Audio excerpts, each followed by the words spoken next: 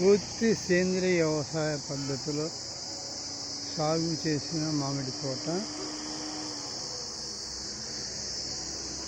ఇప్పుడు ఇది మహానుభావుడు కమలీ బాబా గారి ఆశ్రమం.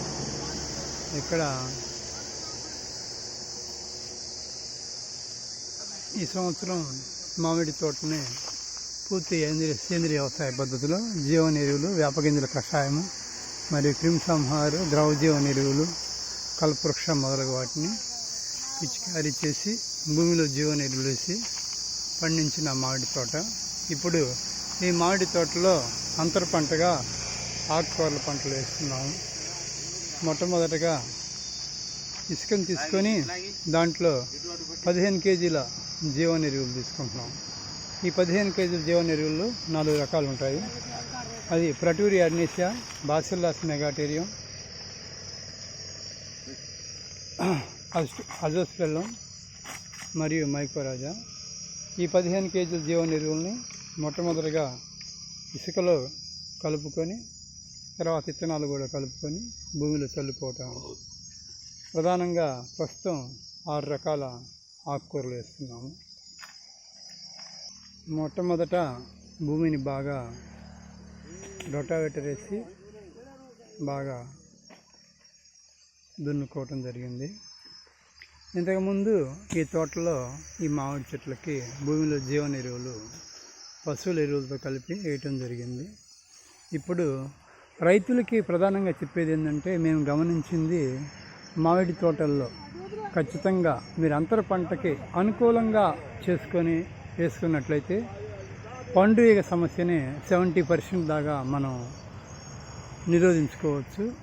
మరియు పండుగ ప్రధాన సమస్య బంగినపల్లికి వస్తుంది. నేను గమనించింది తోటాపురికి కానీ మరియు రసాలకు కానీ ఈ పండుగ అటాక్ చేయలేదు.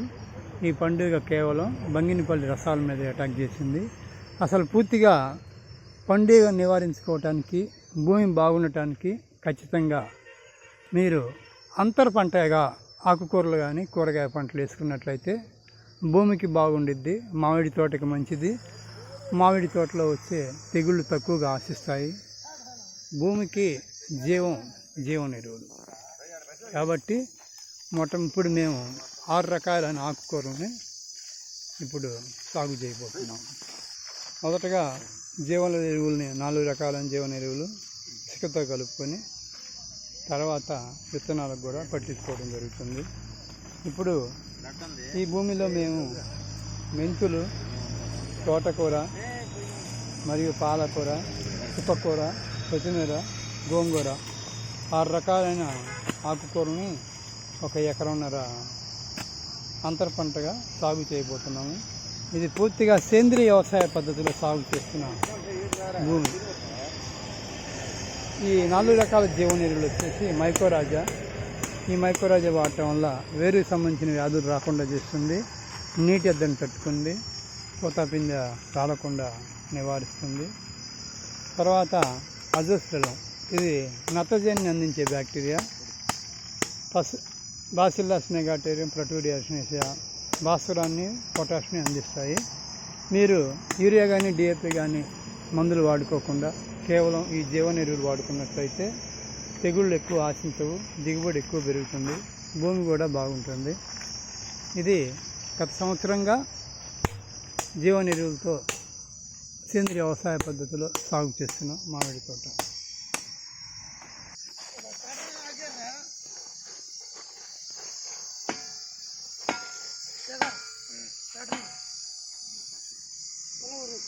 ఆరు రకాలైన ఆకుకూరలు, 6 క్యారియర్గా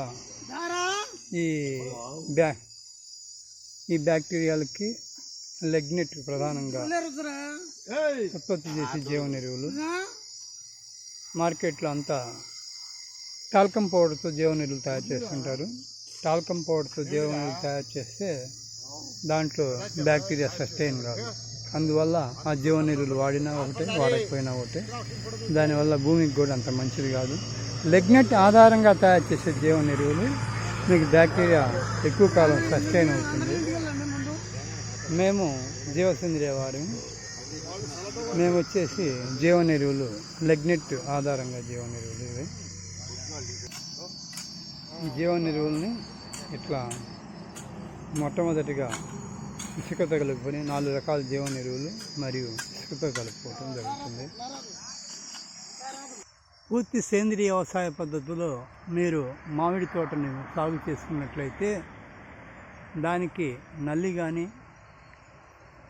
మంగు కానీ వచ్చే అవకాశం లేదు.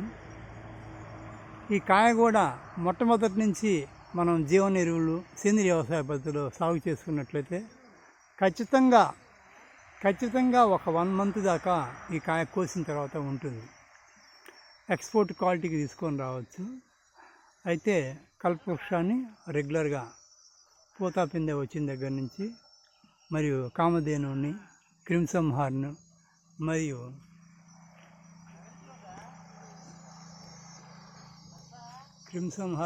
ద్రవజీవన ఎరువును రెగ్యులర్గా పిచికారీ చేసుకుంటూ ఉండాలి. అప్పుడు ఈ పండుగ సమస్య రానే రాదు. కల్పవృక్ష ప్రధానంగా వేప ఆధారితంగా తయారు చేసింది. ఈ కల్పవృక్షాలు 15 రకాల ఆయుర్వేద వనమూలికలు ఉంటాయి. ఈ కల్పవృక్ష గుడ్డు నుంచే పనిచేస్తుంది. దీన్ని డ్రిప్లో వదులుకోవచ్చు, స్ప్రే చేసుకోవచ్చు. ఇక్కడ మేము డ్రిప్ వాడలేదు. ఈ పొలానికి కేవలం జీవన ఎరువుల్ని భూమిలో వేసాము. వేప గింజల కషాయము మరియు కల్పవృక్ష మరియు ద్రవజీవన ఎరువు, క్రిమ్సన్ హార్న్, కామధేను ఆర్గానిక్ పద్ధతి సేంద్రియ పద్ధతిలో తయారు చేసిన వాటిని, ఆయుర్వేద పద్ధతిలో తయారు చేసిన వాటిని మాత్రమే వాడాము ఈ పొలానికి.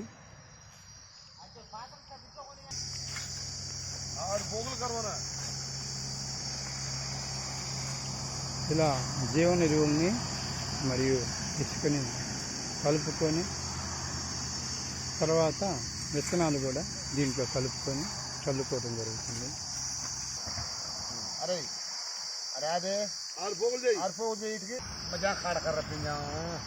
కొత్తిమీర విత్తనాలు ఇప్పుడు ఇందాక జీవన ఎరువులు ఇసుకతో కలిపాము. ఇప్పుడు కొత్తిమీర విత్తనాలను జీవన ఎరువుని కలిపేస్తాం.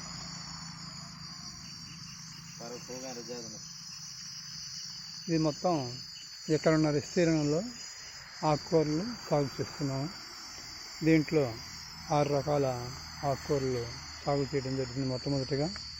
తర్వాత పొలం అంతా కూడా సుమారుగా 4 ఎకరాల్లో అంతర పంట సాగు చేస్తాము.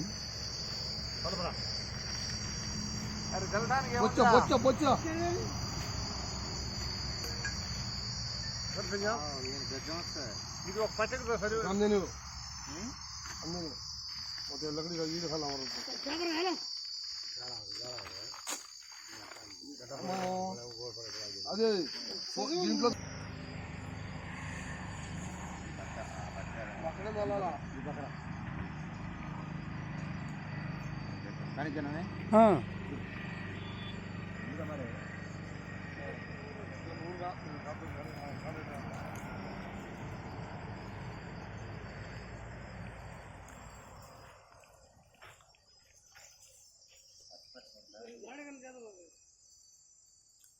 దానికోసం అసలు అందుకే ఇది సక్సెస్ అయితే మనకి ఎక్స్పీరియన్స్ వస్తే పుదీనా వేద్దాం 10 ఎకరాలు. మళ్ళీ 2వ రౌండ్ దీని మీద చల్లండి. మీరు ఎక్కడ చల్లారు అక్కడ ఒత్తురాను జాగ్రత్త. ఇది వచ్చే దుక్కి 7 దాకా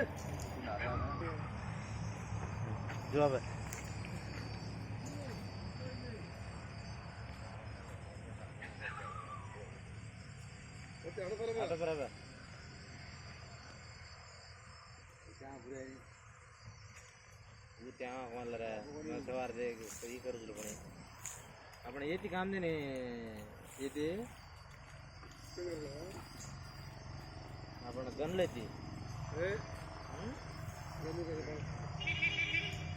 મોટો એ વાચર મોટો ખાલ રા શેડે કોર્સ ઉતના